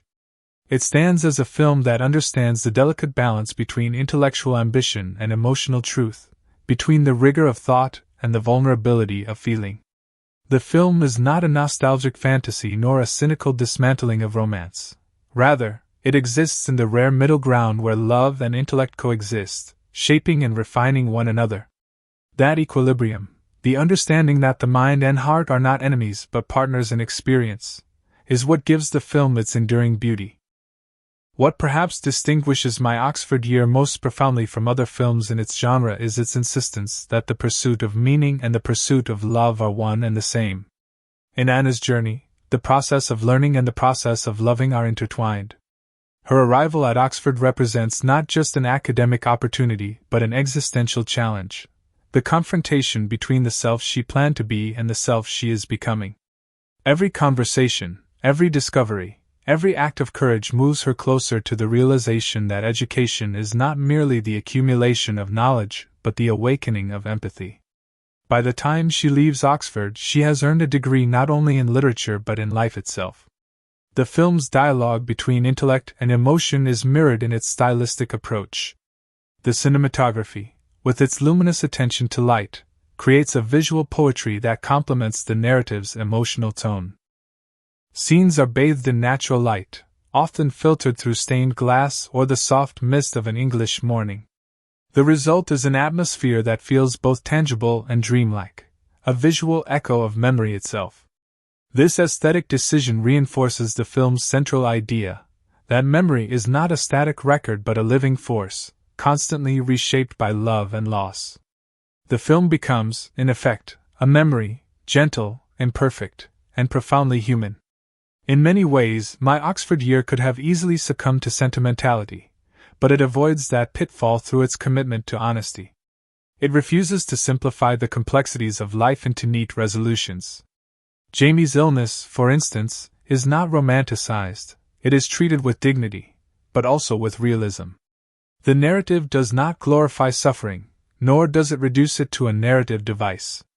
Instead, it uses it to explore how two people confront mortality, not with despair, but with a kind of reverent courage. Their love, therefore, becomes not an escape from reality but a deepening of it. Through their relationship, the film poses one of its most profound questions: what does it mean to truly live, knowing that all things end? That question gives the film a philosophical depth that lingers long after the credits roll. In this sense, My Oxford Year is as much a meditation on existence as it is a love story. It suggests that our lives are measured not by duration but by depth, not by how long we love but by how fully. This idea is embodied in Anna's transformation. At the start, she believes that success is something to be achieved. By the end, she understands that meaning is something to be experienced. Her growth reflects the evolution of a generation learning to reconcile ambition with authenticity. The film's literary sensibility enhances this introspection. References to British poetry, from Tennyson to Yeats, are woven seamlessly into the dialogue, not as ornament but as substance. The characters use language not to impress but to connect. In one of the most memorable exchanges, Jamie recites from Yeats, "Tread softly, because you tread on my dreams." It's a line that captures the film's ethos, that to love someone is to approach them with reverence, to honor the fragility of their inner world. Such moments give My Oxford Year a lyrical rhythm, where words and images blend into one emotional continuum. It's also worth noting how the film handles the passage of time. The editing eschews linear storytelling in favor of emotional continuity. Flashbacks are used sparingly but effectively, often triggered by sensory memory. The smell of a book, the sound of a bell, the sight of a familiar corridor. This structure allows the viewer to experience time as Anna does, fluid, overlapping, more emotional than chronological. It reflects the truth of how memory works, as a mosaic of impressions, some sharp, some blurred, all interwoven. By the film's end, the viewer feels as though they, too, have lived a year at Oxford, loved and lost alongside Anna. In its exploration of grief, My Oxford Year stands apart from more conventional depictions. Grief, here, is not portrayed as something to be overcome, but as something to be integrated, a part of the self that remains, reshaped but never erased. Anna's grief becomes a quiet companion, teaching her to see the world differently. There's a beautiful moment near the end when she returns to the pub where she and Jamie first met. The seat he once occupied is empty, yet the space feels full, not with absence, but with memory. This subtle shift in perception encapsulates the film's wisdom. Love does not disappear, it transforms. The score, understated yet emotionally resonant, mirrors this transformation. Amelia Warner's music moves like breath, restrained, intimate, almost invisible until one realizes how deeply it has shaped the emotional landscape. The recurring piano motif, gentle and haunting, acts as the heartbeat of the film. Each time it returns, it carries new meaning, hope, love, loss, renewal. The final variation, played over the last scene, feels like resolution, not of narrative, but of spirit. It tells us that healing is not forgetting, but remembering differently. Reception of the film has evolved with time. Upon release, critics praised its emotional intelligence and visual elegance, though some misread its restraint as detachment. Over the years, however, the film has gained a reputation as a work of quiet profundity, its subtleties revealing themselves upon repeat viewing. Audiences who first saw it as a love story now recognize it as a meditation on presence, on the art of being alive within the inevitability of loss.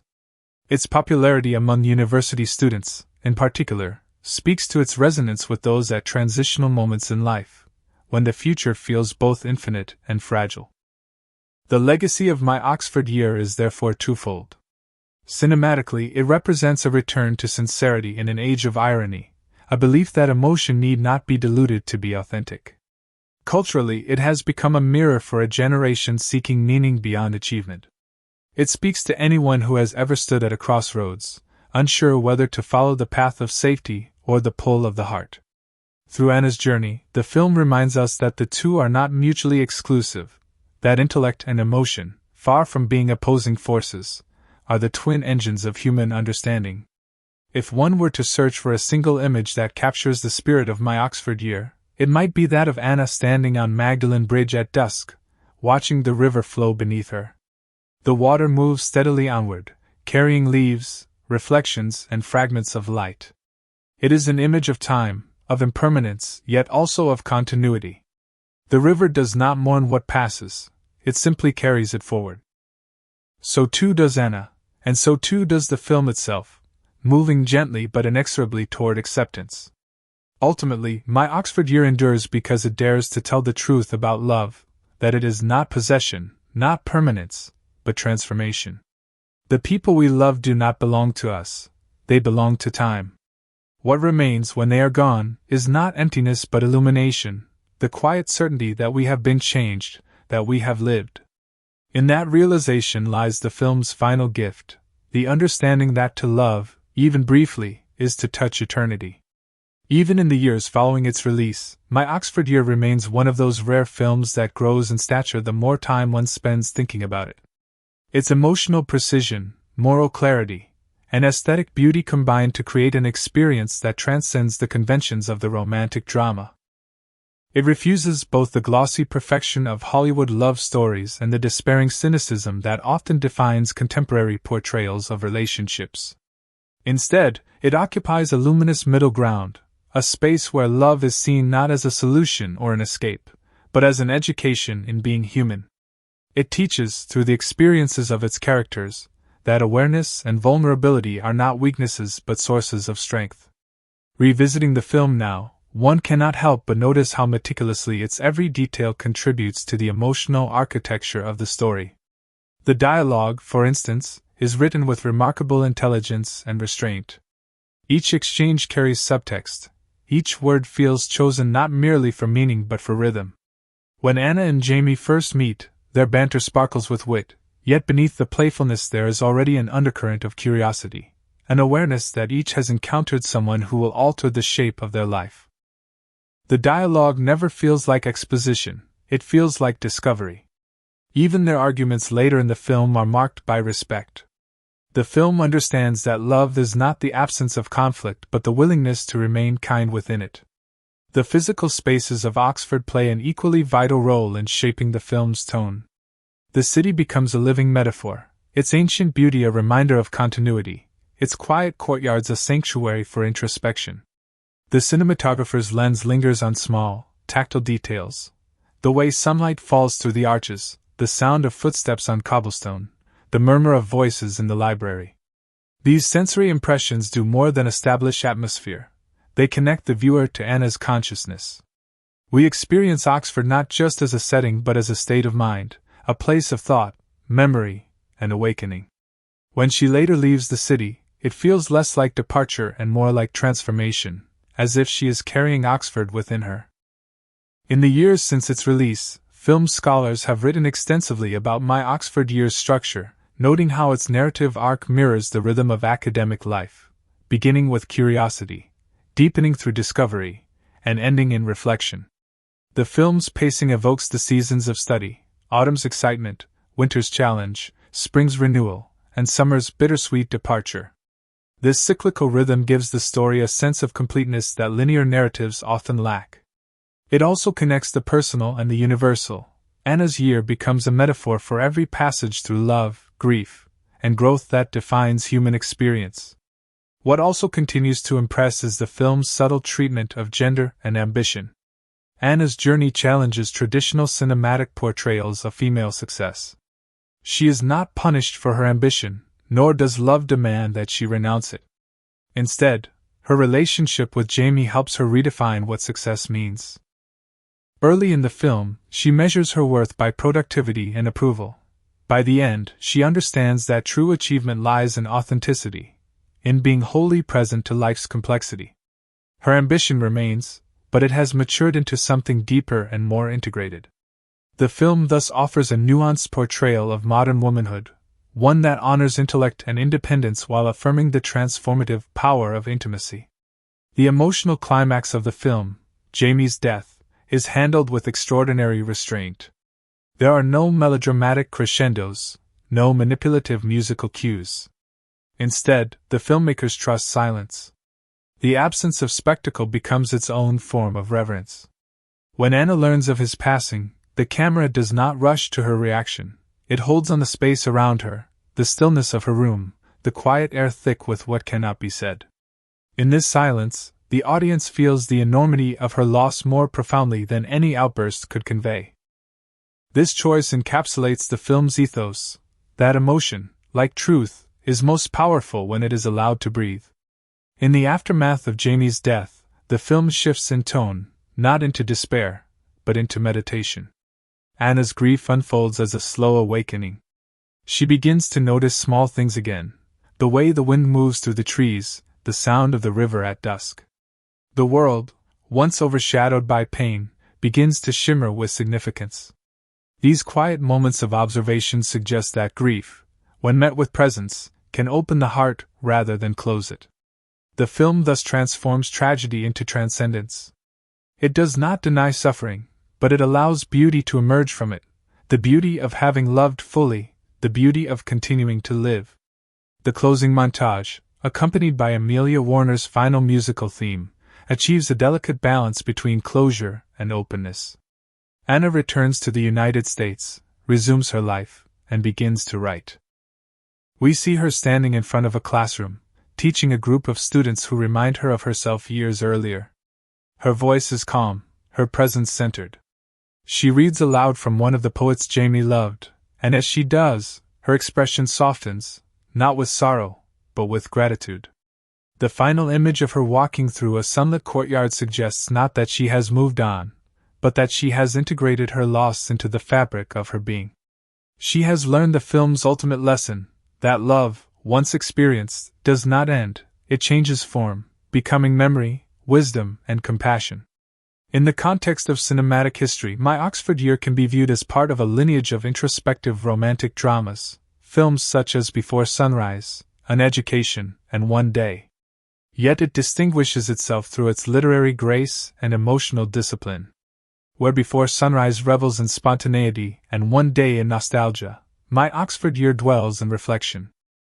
It speaks to a quieter, more mature sensibility, one that finds meaning not in the grand gestures of passion but in the subtleties of connection.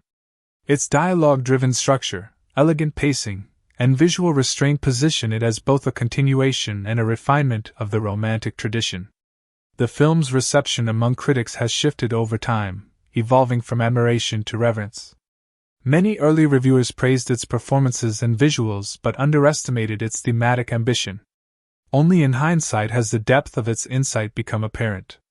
Film scholars now cite it as a model of intellectual romance, a subgenre that merges philosophical inquiry with emotional realism.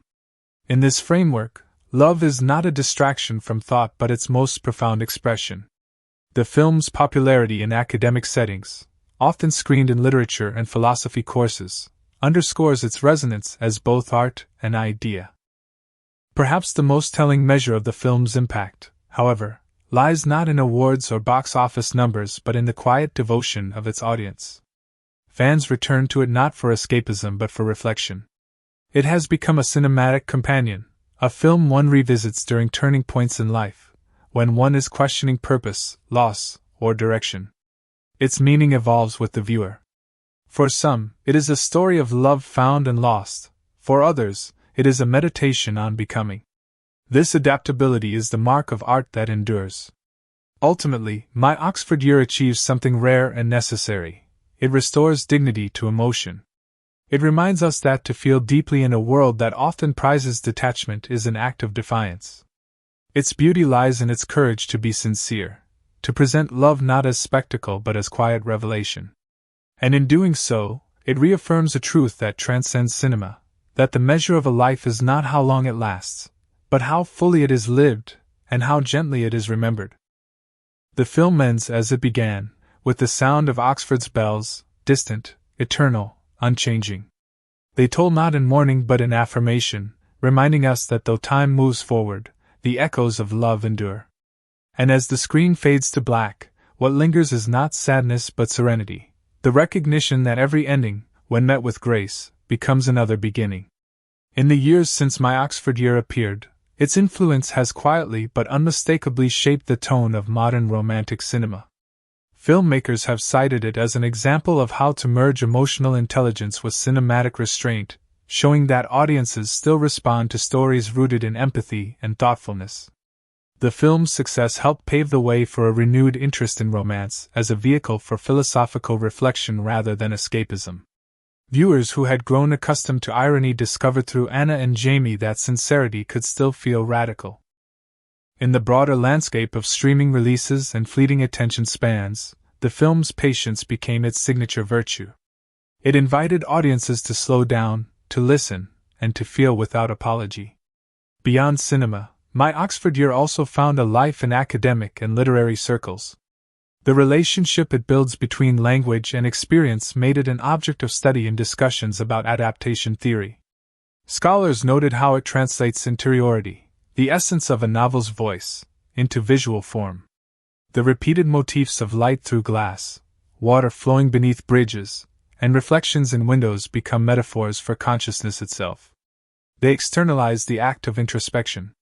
This capacity to visualize emotion, to make thought visible, positions the film among a lineage of works that treat cinema as poetry, films that speak not just in images but in cadences, silences, and rhythms of breath. From a philosophical standpoint, the film can be read through the lens of existential humanism. At its heart lies the question, how does one live authentically in the face of impermanence? Anna's journey is the enactment of that question.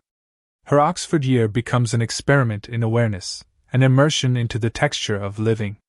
Through Jamie, she learns that the worth of a life cannot be measured in duration or achievement but in presence. His illness, which might have been the story's tragedy, becomes instead a revelation, the reminder that mortality is not the opposite of life but its condition. To accept that fact is not to surrender but to awaken. The film's emotional truth lies precisely in this awakening, in its refusal to let fear define love. Visually, this philosophy finds expression in the way the camera lingers on transitory details, a hand brushing against a wall, a candle flickering in the evening air, the moment before a kiss. These gestures, almost imperceptible, create a sense of tenderness that no grand declaration could match. They teach the viewer to attend to the world as the characters do, with alertness, humility, and wonder. The beauty of the film lies not in what it shows but in how it invites us to see. Every frame becomes an act of attention, every silence an opportunity to listen. By the end, the viewer has been taught, almost unconsciously, a new way of perceiving, to find meaning in the fleeting, to locate eternity in the ephemeral. In conversations about contemporary storytelling, My Oxford Year now stands as a counterexample to the idea that depth must come at the expense of accessibility. It proved that audiences are capable of emotional sophistication, that they crave authenticity when it is offered sincerely. Its success suggested a hunger for stories that do not merely entertain but accompany, films that feel less like events and more like experiences one carries within. This may be its greatest contribution to modern cinema, the restoration of faith in quiet films, in stories that trust the intelligence of the heart. Looking back, one realizes that the title itself encapsulates the film's philosophy. My Oxford Year, the possessive pronoun, my, transforms the institution into an interior landscape, while year defines it as finite. It is a story of belonging and impermanence, of the personal within the universal. That paradox, something both yours and passing, is what defines all human experience. The film's genius is to make peace with that truth, to show that even what ends continues to matter. When the film closes with Anna crossing the courtyard as the bells of Oxford sound once more, the image does not ask for tears. It asks for stillness. The camera watches her pause, breathe, and step forward. It is a gesture so simple that it becomes profound. The bells echo through the centuries, through the stone and sky, and in that echo the film's meaning resounds, that life, for all its brevity, is immense, that love, though finite in time, is infinite in effect. And as the sound fades, what remains is not sorrow but gratitude, for the year that changed everything, for the memory that endures, and for the quiet courage of continuing. My Oxford Year represents a shift in how cinema defines emotional realism. Unlike the melodramatic excesses that once dominated the romance genre, this film relies on subtlety, restraint, and the internal rhythms of lived emotion. Its emotional truth comes not from grand gestures or declarations, but from the way ordinary human behavior is rendered cinematic. Small acts, a hesitant glance, a trembling breath, the silence between two words, carry the emotional weight of entire monologues. This new emotional realism is a product of deliberate artistic choice. The director, Ian Morris, resists the temptation to aestheticize pain or idealize love. Instead, he presents emotion as something that exists between people rather than within isolated individuals. Anna and Jamie's connection feels authentic precisely because it is grounded in imperfection, misunderstandings, awkward humor, moments of vulnerability. In showing how love actually behaves, not how we imagine it should, the film brings the genre closer to psychological truth. Moreover, My Oxford Year expands the vocabulary of cinematic emotion by allowing space for quiet. Silence becomes as expressive as dialogue. This stylistic decision reflects a larger cultural moment. Audiences increasingly reject emotional manipulation in favor of sincerity. The film meets that expectation by honoring complexity, letting happiness and grief coexist within the same frame. Its most moving scenes are those where words fail and presence alone carries meaning. The evolution of emotional realism in My Oxford Year has influenced subsequent romantic dramas, especially within streaming platforms. Directors and writers began to imitate its pacing and tone, the long pauses, naturalistic lighting, and emotionally intelligent dialogue, seeking to replicate its balance between thought and feeling. In doing so, the film redefined the aesthetics of sincerity for a new generation. It proved that stillness could be cinematic, that gentleness could be radical, and that the truest emotion often speaks softly. At its core, My Oxford Year is a story about how language shapes love, and how love, in turn, gives language its deepest meaning. Julia Whelan's novel was already an exploration of this idea, and the film extends it visually. The dialogue between Anna and Jamie is filled with literary allusion, yet never feels academic, it feels lived. Every poetic line, every quotation, becomes a bridge between two people discovering not just each other, but themselves through words. The film treats conversation as an act of intimacy. When Anna and Jamie exchange lines from Tennyson or Yeats, they are not merely quoting literature, they are revealing their inner worlds. Language becomes their shared space, a place where intellect meets desire. In this sense, My Oxford Year elevates communication to a form of love. To speak to someone with understanding and attention is to honor their humanity.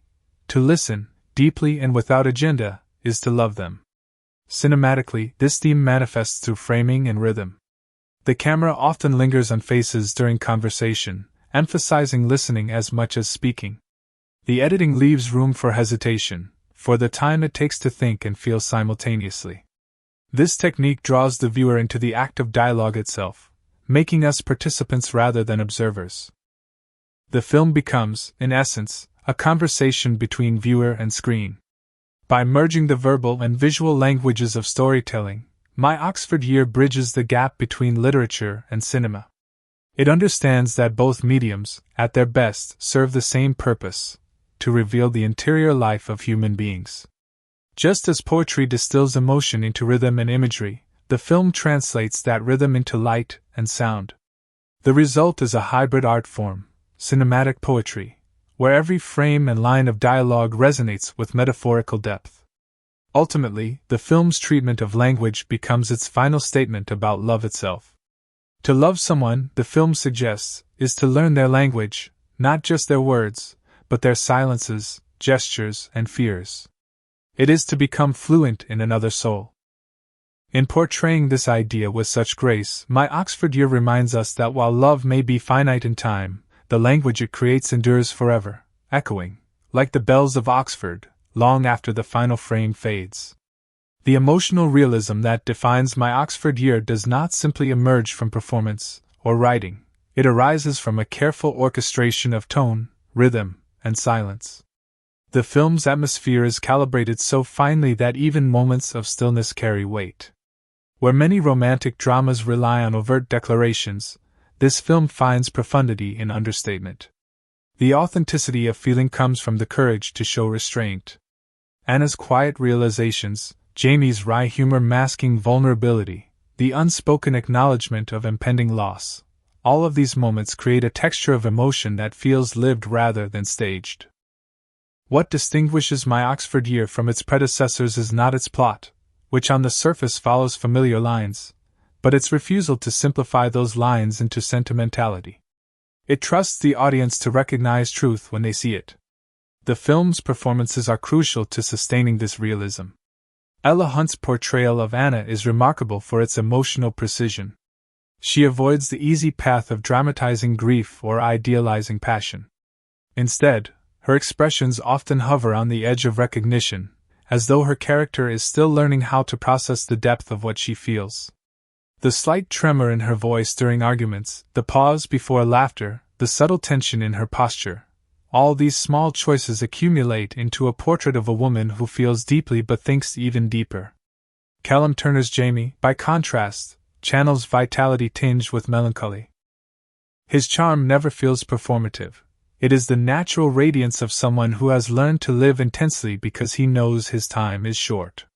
The chemistry between the two actors is not explosive but steady, a warmth that grows slowly, reflecting a love built on understanding rather than infatuation. This kind of emotional realism represents an evolution in how romance is portrayed on screen. Earlier films often demanded that love announce itself through spectacle, rain-soaked kisses, last-minute airport chases, confessions shouted across crowded rooms. My Oxford Year dismantles that vocabulary. Its most powerful moments occur in quiet settings: a library, a riverside walk, a kitchen table. The absence of spectacle does not diminish emotion, it amplifies it. The viewer becomes attuned to nuance, to the minute shifts of expression that convey entire emotional worlds. This stylistic choice reflects a larger cultural shift, an increasing hunger for authenticity in an age of performance.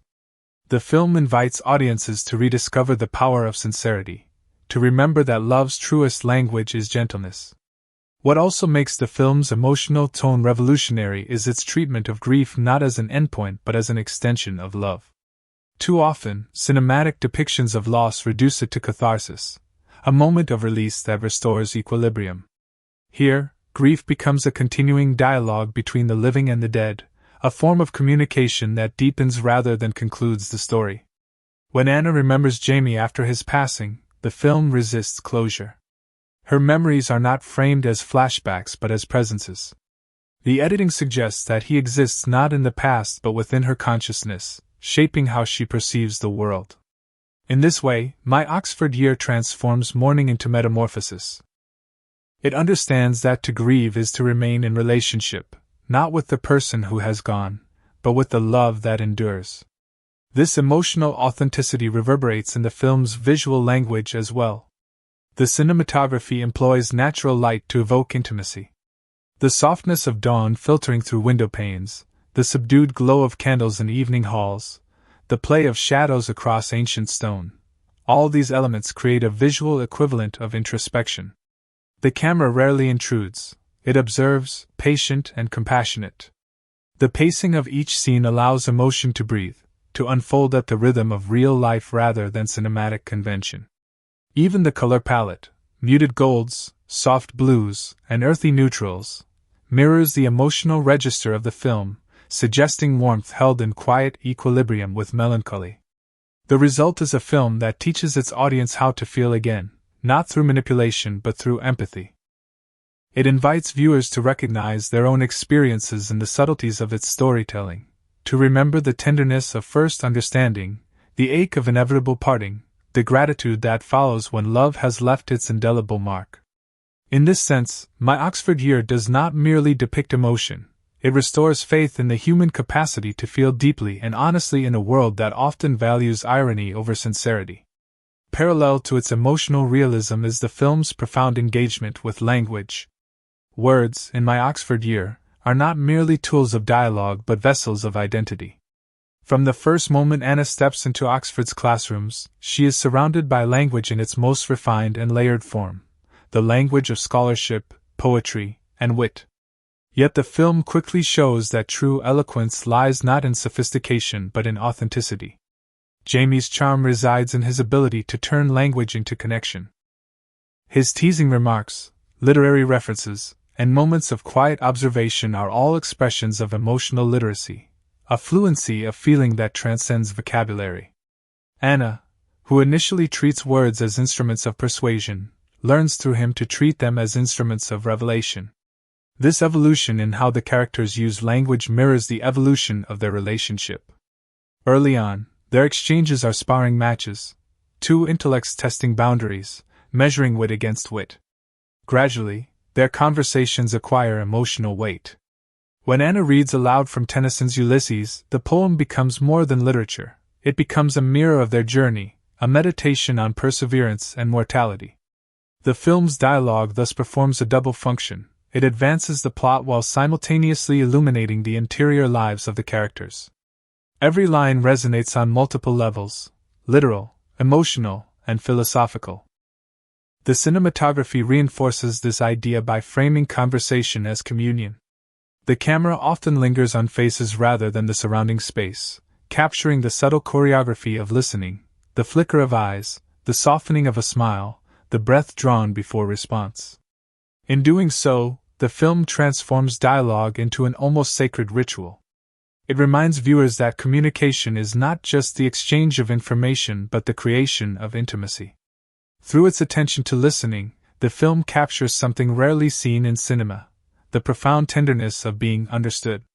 This interplay between language and love extends to the film's structure itself. The screenplay is meticulously constructed around the rhythm of conversation, alternating between verbal and visual modes of storytelling. The moments of speech are counterbalanced by moments of silence, as if to suggest that what is unsaid often carries greater truth. The editing respects these pauses, allowing the viewer to inhabit the emotional space between words. It is within those spaces that the film's deepest meanings reside. At its core, My Oxford Year proposes that love is a kind of translation, the lifelong effort to understand another person's language of being. This idea finds resonance not only in Anna and Jamie's intellectual connection but also in their emotional evolution. Each must learn to read the other beyond words: her guarded composure, his quiet fear, their shared laughter. The film's climactic conversations, particularly their last, in which Jamie speaks of time and choice, encapsulate this theme. What they say to each other in that moment is less important than the mutual comprehension that transcends speech. It is the recognition that words, for all their beauty, can only point toward the ineffable. By uniting the linguistic and visual dimensions of storytelling, the film achieves what can only be called cinematic poetry. Its pacing, imagery, and dialogue form a rhythm that feels both literary and immediate. The viewer is drawn not just into a narrative but into an experience of thought and feeling intertwined. In this way, My Oxford Year fulfills one of cinema's highest potentials: to give visible form to the invisible workings of the human heart. In retrospect, the film's exploration of love as language reveals itself as both intimate and universal. It reminds us that every relationship, like every poem, is an act of interpretation. We enter each other's lives as readers, learning to decipher gestures, tones, silences. To love someone is to become fluent in their presence. This fluency cannot be taught, it must be lived. That is the final lesson Anna carries from Oxford, that the truest education is not in books or theories, but in the patient, tender art of understanding another human soul.